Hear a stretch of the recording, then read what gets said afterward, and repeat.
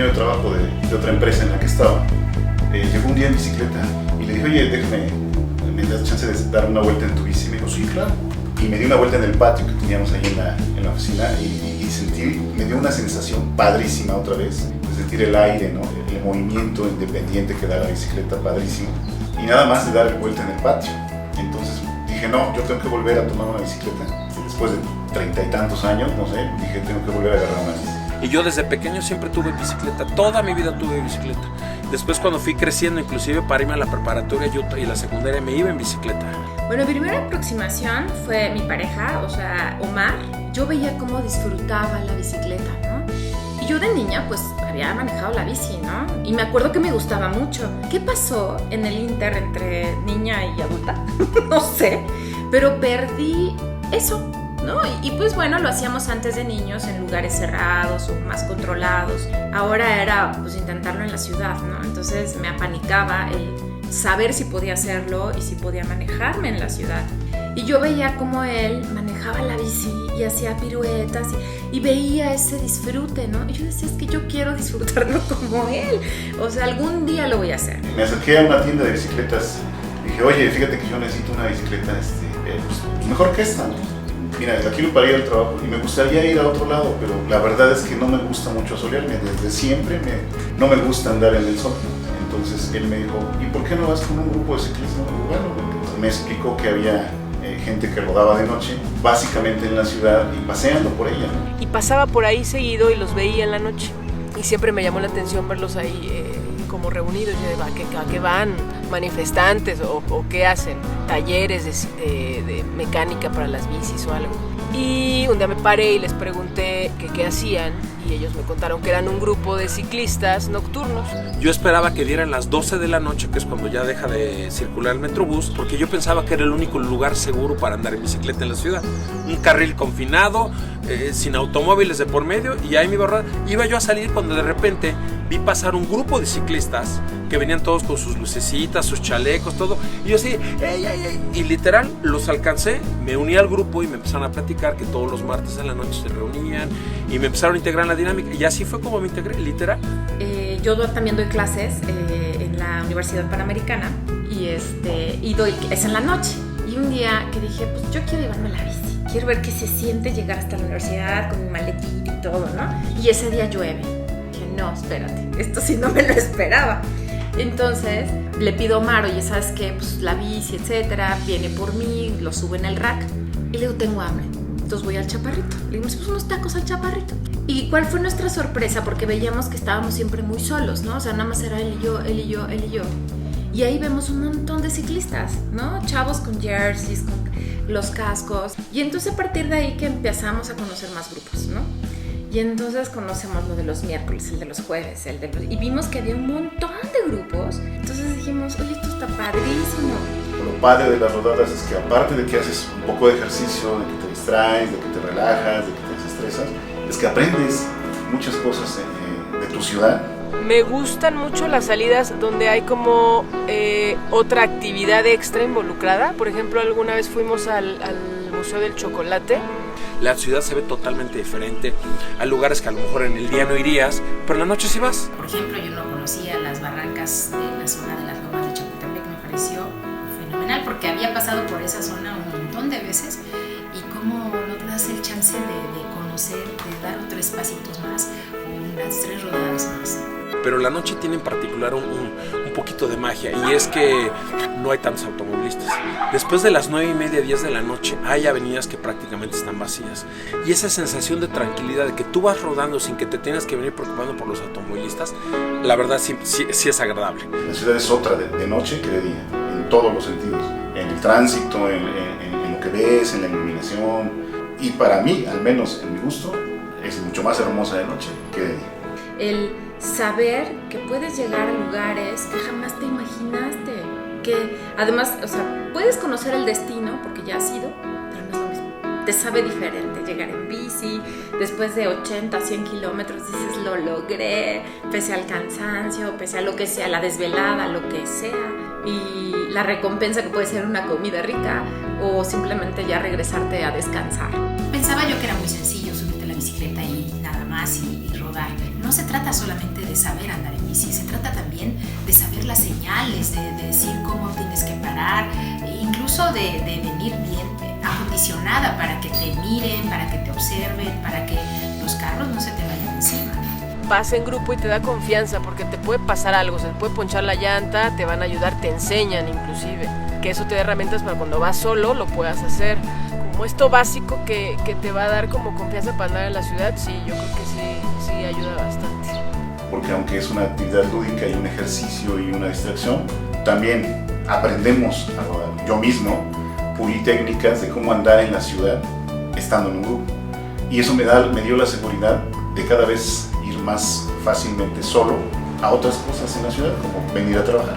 Yo he visto la evolución desde el 2012 que yo inicié en el ciclismo urbano nocturno, a la fecha sí se han convertido en escuelas, porque las mismas personas que organizan los grupos les han enseñado a los ciclistas cómo sí deben de rodar en la ciudad y cómo no deben de rodar en la ciudad. Y me enseñó muchísimo de conocimiento vial en bicicleta, ¿no? O sea, cómo realmente el ciclista, la verdad, estás muy al riesgo. Los autos, pues de alguna manera están un poquito más protegidos, el chofer, ¿no? En cambio el ciclista pues está todo expuesto. Y entonces cómo tú tienes que manejarte, cómo tú tienes que ser prudente en ese sentido y no cometer locuras, ¿no?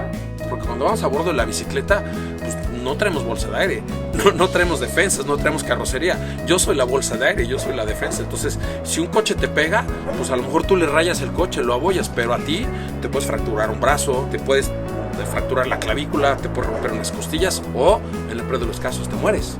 Pero nos ha tocado de todo, ¿eh? Nos ha tocado, sí, automovilistas que se desesperan y nos pitan y quieren rebasar. Vamos, yo siempre me he sentido muy segura con ellos en el aspecto de que como vamos en grupo cerrado, pues es más difícil, ¿sabes? Que un coche se te aviente y te lastime. Porque como ciclistas urbanos lo que tratamos es de que la gente que no usa bicicleta nos voltee a ver, se dé cuenta que esto es padrísimo, pero que además respetamos, ¿no? O sea, siempre procuramos, el peatón siempre será primero, siempre tendrá la preferencia de la seguridad, y decirle a los coches, sin hablar con ellos, simplemente que vean nuestro orden. Generalmente el grupo va muy en orden, que podemos convivir ciclistas, peatones y automóviles o motocicletas o cualquier otro vehículo dentro de esta ciudad. Yo creo que estamos en un espacio donde tenemos que aprender a convivir todos, porque estamos todos aquí, ¿no? Soy de la idea de que entre más gente estemos allá afuera andando en bici, vamos a ser más visibles, vamos a hacer que las autoridades se den cuenta que hacen falta más circuitos para ciclistas, más seguridad. Cuando utilizas un medio de transporte en una ciudad tan grande como esta y en cualquier otra ciudad, tienes derechos, pero también tienes obligaciones. Y nos dimos cuenta que en la medida que tú conozcas tus obligaciones, también puedes ejercer tus derechos. Entonces lo que hacemos en el grupo desde hace algunos años es enseñarles a los ciclistas cuáles son sus derechos. Y las obligaciones de los ciclistas no distan mucho de las obligaciones de los peatones ni de las obligaciones de los automovilistas. Claro, los ciclistas tienen menos obligaciones que los automovilistas porque el vehículo en que lo transportamos no es tan peligroso como un automóvil. Otra cosa son las caídas por la misma oscuridad.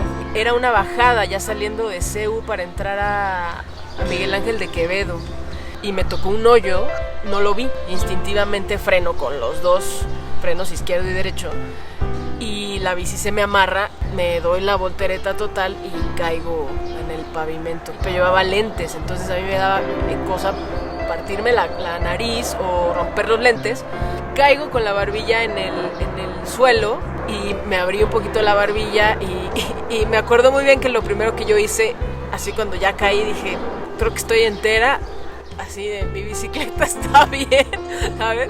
De las primeras salidas que tuvimos, en una vuelta yo venía muy concentrada en el piso, no me doy cuenta que había una curva importante y derrapé, ¿no? O sea, en ese segundo dije, o me estampo en la banqueta o me dejo caer y cuál de los dos será menos grave, ¿no?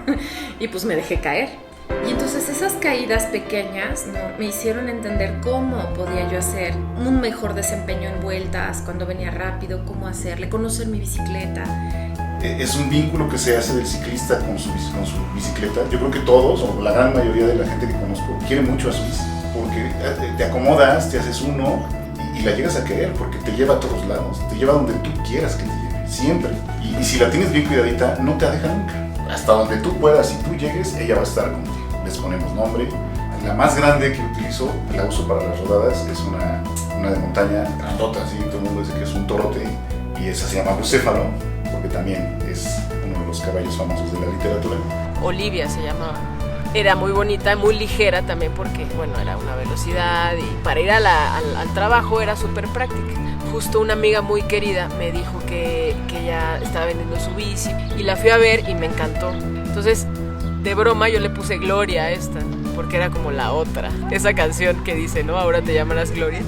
Pero también es como pues la gloria, ¿no? Que te da salir y ser libre y sentir el aire en la cara y ser como feliz por esos cachitos o cachotes, depende de las rodadas que luego se avientan. Entonces, cuando algo te da muchas satisfacciones y mucha felicidad, tiendes a tener un apego hacia esa bicicleta. En este caso, pues mi bicicleta se llama la bala de plata o Silver Bullet, porque pues además es plateada y para mí ha sido como una bala de plata, ha matado muchos de mis demonios. Literal, pedaleando no he perdido el equilibrio, entonces me ha ayudado mucho a mí. Y claro que le tengo mucho cariño a mi bicicleta, la cuido, la lavo, la tengo guardada en un lugar donde no se ensucie, donde no se moje, le pongo, tiene una lona. O sea, es como si fuera casi una extensión de mi persona. A partir de ese día me prometí que iba a conocer mi bici, que iba yo a tener una relación con ella, ¿no? Porque es una proyección de nosotros. Para mí es una proyección mía, ¿no? Como me comporte yo, se comporta la bici. Si yo me comporto con miedo, vas a caerte, te va a pasar un accidente. Si te comportas con seguridad, la bici se comporta como tú, ¿no? Es mi bici. Aprendí mucho a raíz de todo esta que yo venía toda depre y triste por muchas cosas personales. Agarrar la bici fue como encontrarme otra vez, fue como descubrir que hay cosas que me gustan y que puedo hacer. Y de repente pasa esto, me vuelvo a caer, metafórica y pues literalmente hablando, y nada, pues te paras y vuelves a treparte a la bici y sigues, porque pues así es esto. Me ha enseñado también muchísimo que cuando estoy en el peor momento, con un dolor terrible o con lo que sea, y voy en la bici y nada más sigo moviéndome, ¿no? O sea, porque llega un momento en que el cuerpo, la verdad, se sigue moviendo y la mente es la que no está en sus temas. Y cuando estoy ahí que digo, ya no aguanto, ya no voy a poder, no voy a subir, lo que sea, que a veces esos diálogos, y al mismo tiempo le digo a mi cuerpo, pues tú síguele dando, ¿no? A ver hasta dónde llegamos.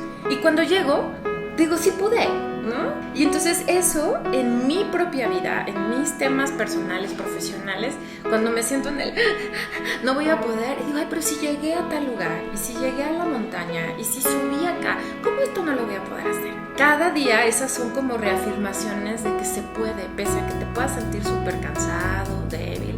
Y por eso digo, sí, bueno, me aviento. Y eso la verdad nunca lo hubiera logrado. O bueno, creo que no lo hubiera logrado tan fácil si no hubiera tenido esta oportunidad de conocer el ciclismo de esta manera. Para mí el ciclismo me ha permitido este relax, esta posibilidad de desestresarme. Yo cuando voy rodando en las calles y sobre todo en las noches, no eres exactamente nadie, eres parte de un grupo. E insisto, no soy una mujer que vaya por la vida queriendo, competir contra nadie, simplemente contra mis mismos temores, contra mi misma seguridad, porque andar en la calle también pues conlleva un reto. Recorremos diferentes lugares de la Ciudad de México y vamos a pedalear, vamos a ejercer nuestro derecho de ocupar la vía como cualquier otro vehículo más, que es la bicicleta.